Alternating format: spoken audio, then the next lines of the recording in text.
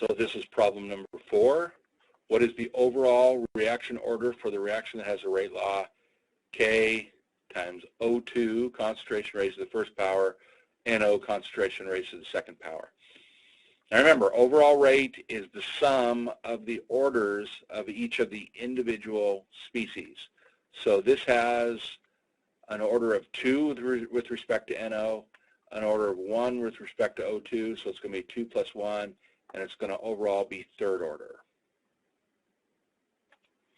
So let's look at question 5 now. So what are the units of K in the following rate line? So what are we given? The rate is equal to the rate constant. We want to know what the units are on that K when the order is 2 with respect to X and 2 with respect to Y. So we've got to figure out the proper units on K to get this rate to be in the proper units. So let's take a look at how to think about this. So that's what I started up here, right, is that here's our rate, which is going to be given in moles per unit time. So change in the molarity over the change in time, and our time here is in seconds is what it tells us. And that's what this has to be. We have to be left with a molar on top and a seconds on the bottom. So we know our K has to be the units that will let that happen. So if this is molarity when I gather everything, that's going to be molar to the 4th. K times that has to give me moles per second. So I can just actually do arithmetic now.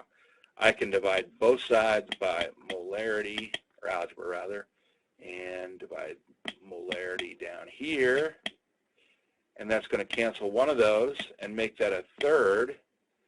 And then my units, so I've canceled those, and K then the units have to be equal to molar third, but it's in the denominator, so that's the minus third, and that's per second.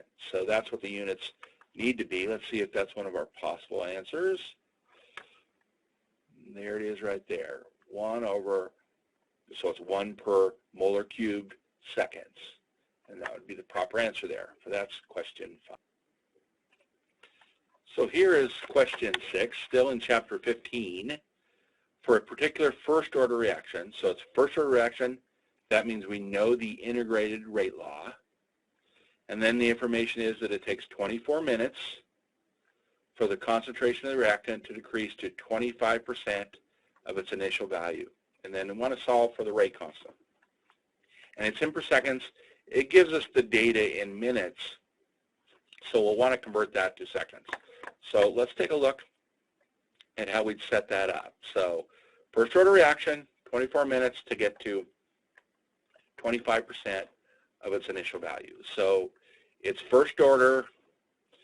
The first order integrated rate expression is log of A at some constant sometime t is equal to minus K, the rate constant, times that time t plus the starting concentration. So here's what we're saying.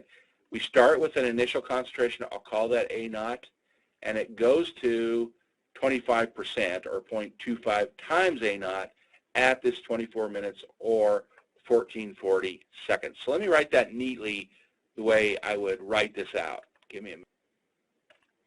So through the magic of video, right, I've plugged in my values there for 0.25 A naught over here, and then I just did the algebra. So I subtract log of A naught from both sides.